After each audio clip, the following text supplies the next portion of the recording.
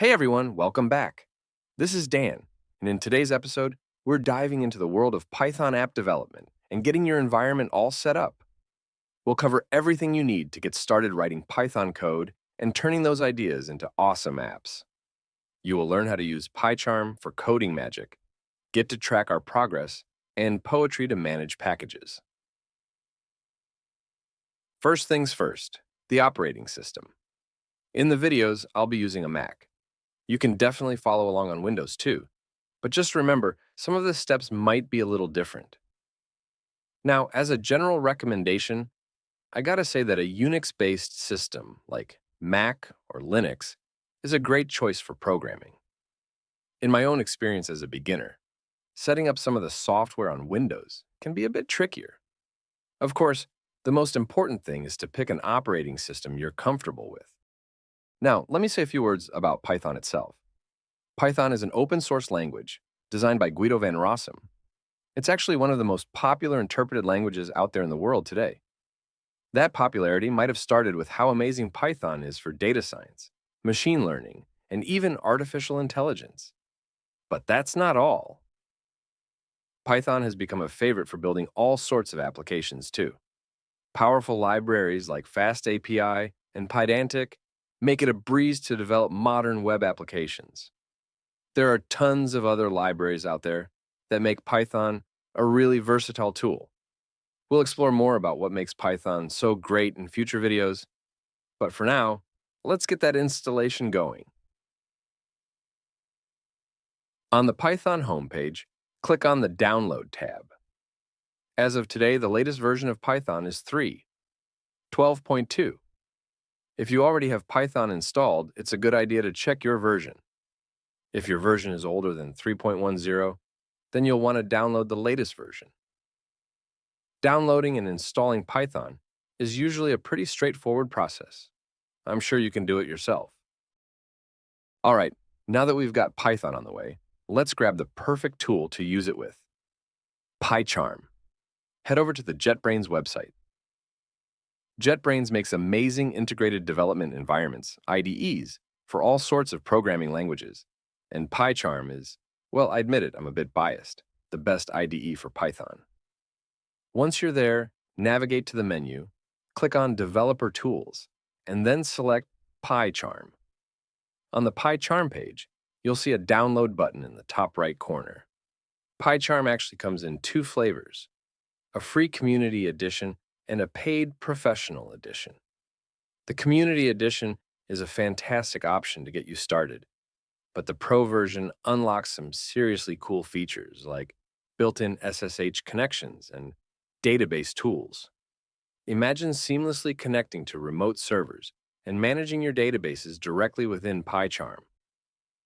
In the pricing section, you can see that a yearly license for the pro version costs around 100 euros, or you can grab a monthly subscription for 10 euros. All right, once you've decided which version is right for you, hit that download button. Downloading and installing PyCharm is another straightforward process, and we won't cover it in this video. All right, next up on our list, Git. Head over to the Git homepage. Before we jump in, a quick word about Git. It's a powerful version control system that lets you track changes to your code efficiently, especially for larger projects.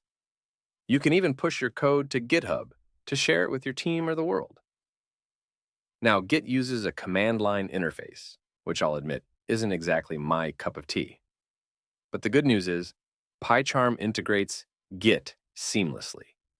That means you can use all the cool Git features with just a few clicks.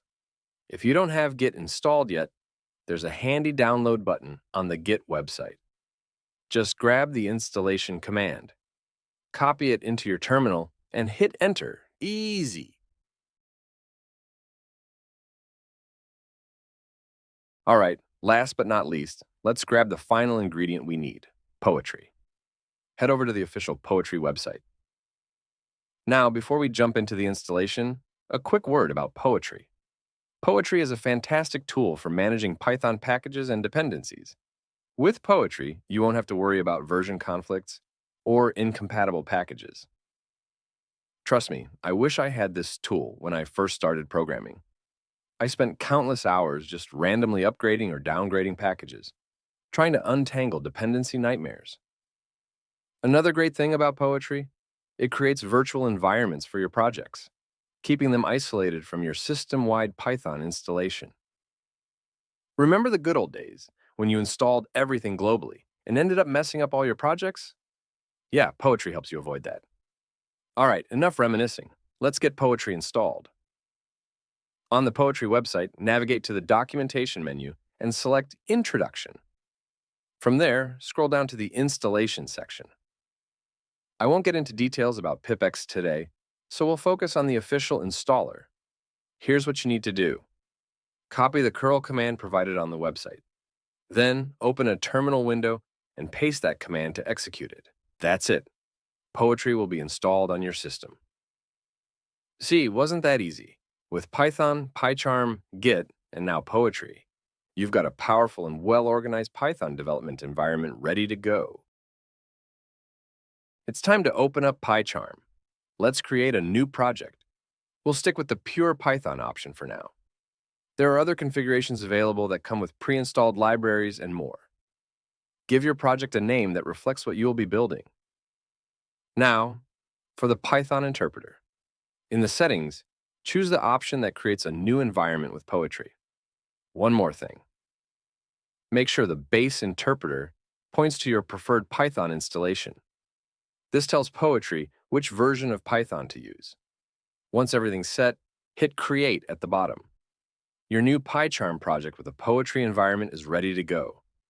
All right, last piece of the puzzle. We just need to set up version control. See that version control button in the top left corner?